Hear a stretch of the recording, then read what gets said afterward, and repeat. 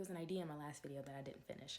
So a lot of the girlies who come into my world love personal development. They love self-growth. They love inner work.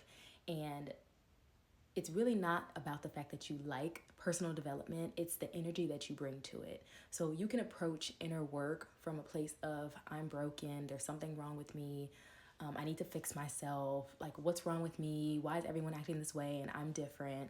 You can see yourself as a black sheep, or you could look at it in a completely different way that allows you to feel more empowered, more motivated. It's all like mindset, right? And how you think. So, for example, if I'm approaching, let's say I'm cleaning my home and I'm approaching it with the energy and the mindset of, I have to do this all by myself. If I don't do it myself, then it's not going to get done right. I'm in this world all by myself. I have to do it by myself. Everything is on my shoulders. Like, it's just a burden. It's just, like, why do I have to do this? I'm so upset. No one helps me around here. Like, whatever the story is, right?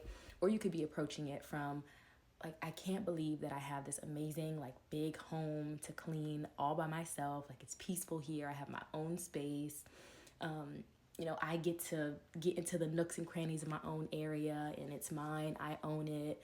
I love it. I'm supporting myself, or, my partner is supporting me. Like, whatever, the more positive way, the positive lens to look at it is. And just like doing it from a place of like gratitude and, just really appreciating the thing that you're doing.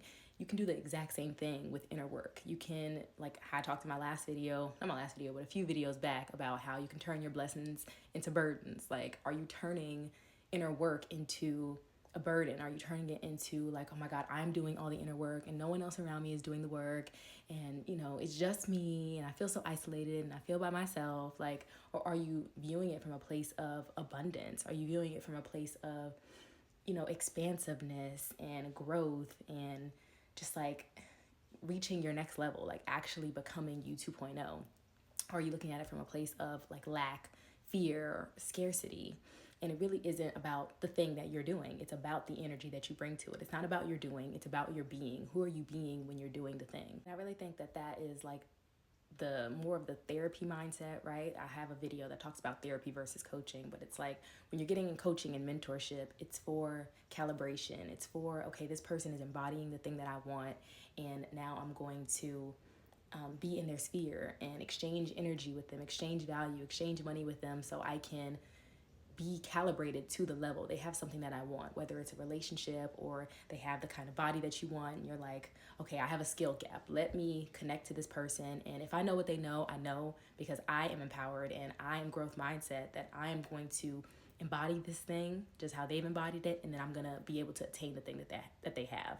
Whether it's more clarity, if they have more clarity that you perceive that they have more clarity and they have more vision, direction, you're like, okay, if I can just calibrate to that, then I'll be able to gain clarity in my life. Or whatever skills that they have, if they have a more expansive mindset than you, like whatever you feel like this person can teach me something, that's why I want them to mentor me. That is why we go into coaching and mentorship.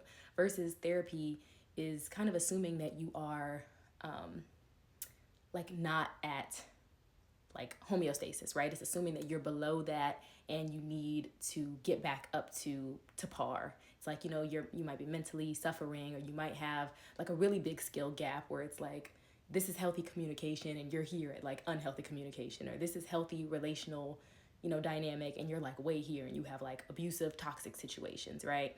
And that's the difference between therapy and coaching. It's like therapy is assuming that you are below, you know, below where you're supposed to be, but coaching assumes that you are elite. Like, that is what coaching is for. It's for people who are growth mindset, growth oriented, who are already like badasses and they want to get to the next level. And that is how you should approach coaching, mentorship, and growth. You shouldn't assume that you're broken. You shouldn't assume that there's something wrong with you. You shouldn't assume like, oh my God, it's just me and why is no one else doing the work? Like, you are the chosen one. You are not the black sheep. You are the golden sheep. That is why you're chosen to grow and do the work. And of course, along the process, like I've had to even, grieve the relationships that I've lost because, well, it's not really a loss, but the relationships that we've gone separate ways because I'm growing and they aren't. But the relationships that I've gained, the people who I've calibrated to, the coaches that I've met and I've connected with and exchanged energy and value with, it's just like priceless. Like those are relationships that I'm going to have in my life for the rest of my life, you know, or even just the relationships that I've improved with